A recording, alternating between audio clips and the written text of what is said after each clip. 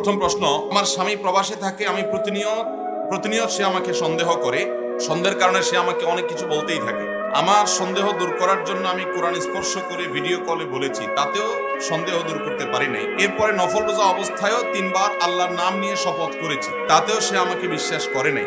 এরপর আমি বলেছি, আমি যদি হারাম কাজ বা যে দোষ আমাকে দিচ্ছেন, আমি যদি সে দোষে দোষী হই, তাহলে আমার সমস্ত নেকামল তোমাকে দিয়ে দিব এবং তোমার গুনাহগুলো আমি নিয়ে নিব। যদি আমি নির্দোষ হই তাহলে তোমার নেকামলগুলো আমাকে দিতে হবে। তা সত্ত্বেও সে আমাকে বিশ্বাস করে না। আমার এখন করণীয় কি? আমার স্বামীও আমার জন্য কিছু নাসিহা প্রদান করবেন। আশা করি আপনার নাসিহা শুনে সে ফিরে আসবে।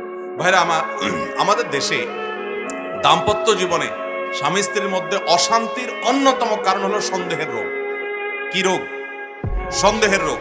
আল্লাহ তাআলা কোরআনে কারীমে সূরা হুজুরাতে বলেছেন যে ইজতানিবু কাসীরাম মিনাজ জান ইয়া আইয়ুহাল্লাযীনা আমানু ইজতানিবু কাসীরাম মিনাজ জান ইন্না বা'দাজ জান্নি ইসমুন। হে ঈমানদারগণ, তোমরা অনেক ধারণা থেকে বেঁচে থাকবে, কারণ অনেক ধারণা আছে যেগুলো গুনাহের কথা। এই সমস্ত ধারণা, মন্দ ধারণা করা যাবে অহেতুক।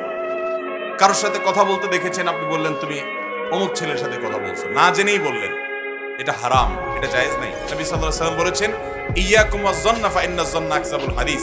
তোমরা মানুষের প্রতি কুধারণা করা থেকে বেঁচে থাকবে, কারণ কুধারণা পরে করা এটা হলো সবচেয়ে বড় মিথ্যা কথা। এটা আমাদের অনেকের মধ্যে আছে। নবী সাল্লাল্লাহু আলাইহি ওয়াসাল্লাম বলেছেন, কাফা বিল মারই কাযিবান আন ইউহাদ্দিসা বিকুল্লি মা সামিআ। কারো কাছ থেকে মুখের কিছু শুনেই আপনি বলা শুরু করলেন, এটা মিথ্যাবাদী হওয়ার জন্য যথেষ্ট।